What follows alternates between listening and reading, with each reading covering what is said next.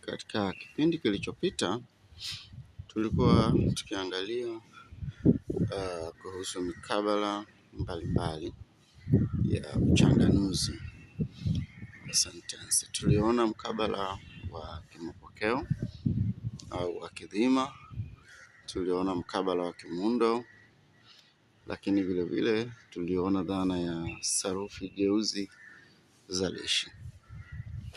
Sasa leo tutaangalia dhana ya uchanganuzi wa sentensi kwa kutumia mikabala hiyo tuliyoiona katika kipindi kilichopita. Na katika sehemu hii ya uchanganuzi wa sentensi tutaangalia vigezo vya uchanganuzi, ambapo kigezo cha kwanza tunasema ni kutambua mkabala utakaotumika kuchanganua sentensi husika. Kwa hiyo kabla ya kuichanganua sentensi ni lazima kwanza utambue ni mkabala gani unaenda kuutumia. Kigezo kingine ni kutambua aina ya sentensi unayotaka kuichanganua. Kigezo cha tatu ni kutambua alama za kihisimu utakazozitumia kuchanganulia sentensi yako, na hii ni kulingana na mkabala uliouchagua au mkabala husika. Kigezo cha nne ni kuamua njia ya uchanganuzi utakayoitumia kuchanganulia sentensi yako, kama ni njia ya jedwali au ni njia ya matawi ambayo pia inaitwa mchoroti au ngoe. Mkabala wa tano ni kubaini viambajengo vilivyomo katika sentensi yako. Kwa vigezo hivi vitano unaweza kuichanganua sentensi bila shida yoyote. Sasa twende tukaangalia uchanganuzi wa sentensi, na hapa tutaangalia uchanganuzi wa sentensi kwa kuanza na mkabala wa kimapokeo. Mfano kwanza ni huu hapo. Nakupa sentensi sahili: umma unalalamika sana. Kwa wana mapokeo, sentensi hii itagawanywa katika kiima ke na kiarifu a. Kiima kitagawanyika tena kwa kubainisha kategoria za maneno zilizopo, ambapo kiima chetu hapo kina nomino umma. Kiarifu kina vipashio pe, maana ya predicator, ambayo inaundwa na kitenzi kikuu unalalamika, na kuna chagizo yenye kielezi sana. Hiyo ni sentensi yetu umma unalalamika sana kwa mkabala wa kimapokeo. Sentensi hiyo tukiichanganua kwa njia ya matawi, utaiona inavyojichanganua katika mfano huo. Kwa njia ya jedwali, kabla ule wa kimapokeo, sentensi simba ni mkali ila chui ndiye zaidi. Utaona hii ni sentensi ambatano. Ina sentensi ya kwanza na sentensi ya pili. Sentensi ya kwanza ina kiima na kiarifu.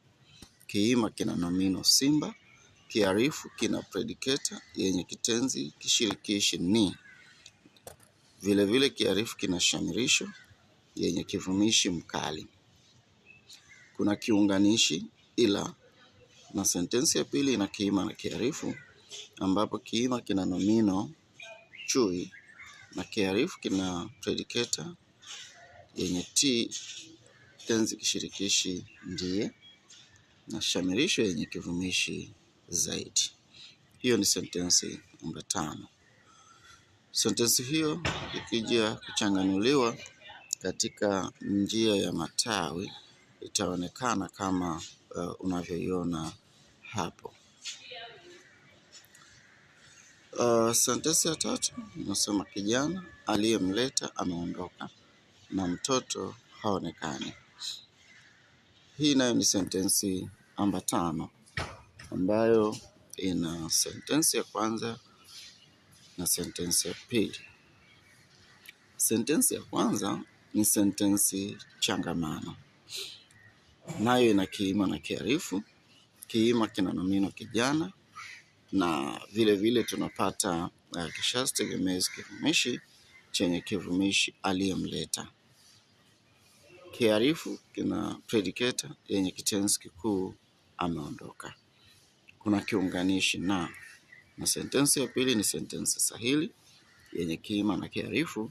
Kiima kina nomino mtoto na kiarifu kina predicator yenye kitenzi kikuu haonekani.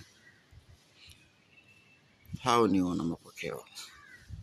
Sentensi hiyo hiyo ikienda kuchanganuliwa kwa njia ya matawi, utaiona kama inavyoonekana katika uchanganuzi huo.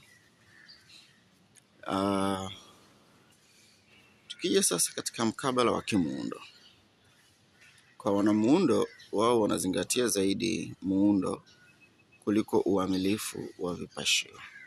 Tukianza na sentensi yetu ile ile, unalalamika sana.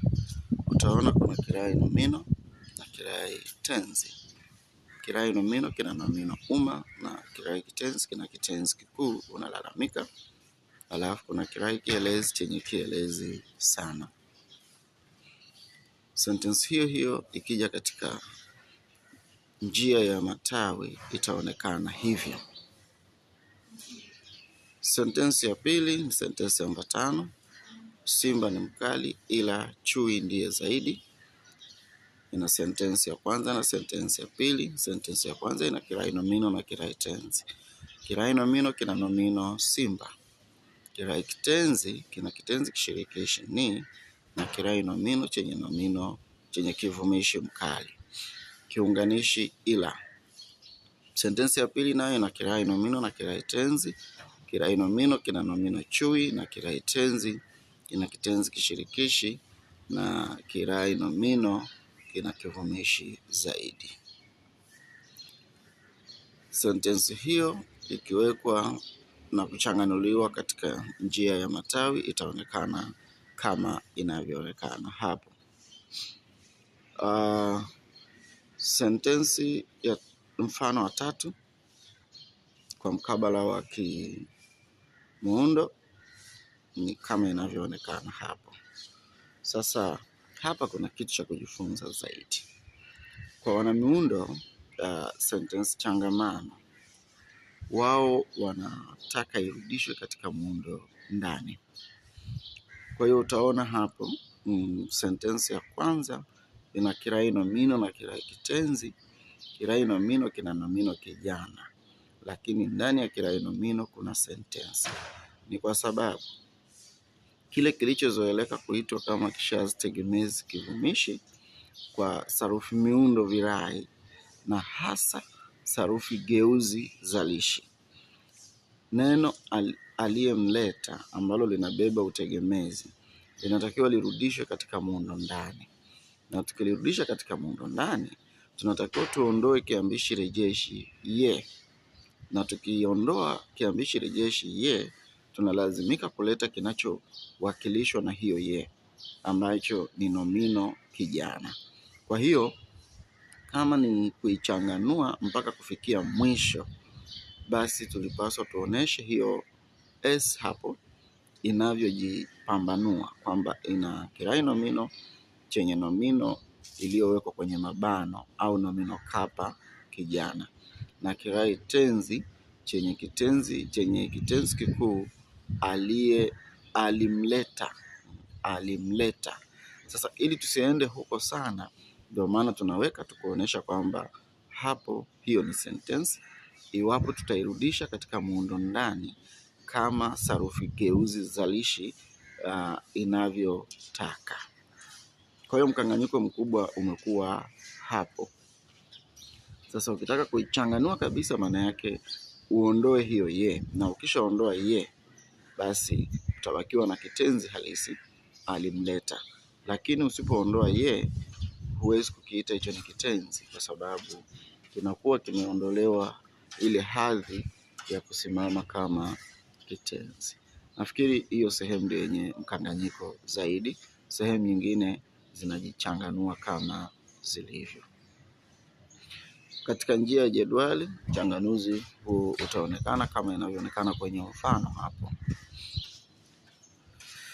Na kufikia hapo tunakomea hapo kwa swala la uchanganuzi wa sentensi. Ulikuwa nami Mwalimu Maeda katika Kiswahili. Karibu sana.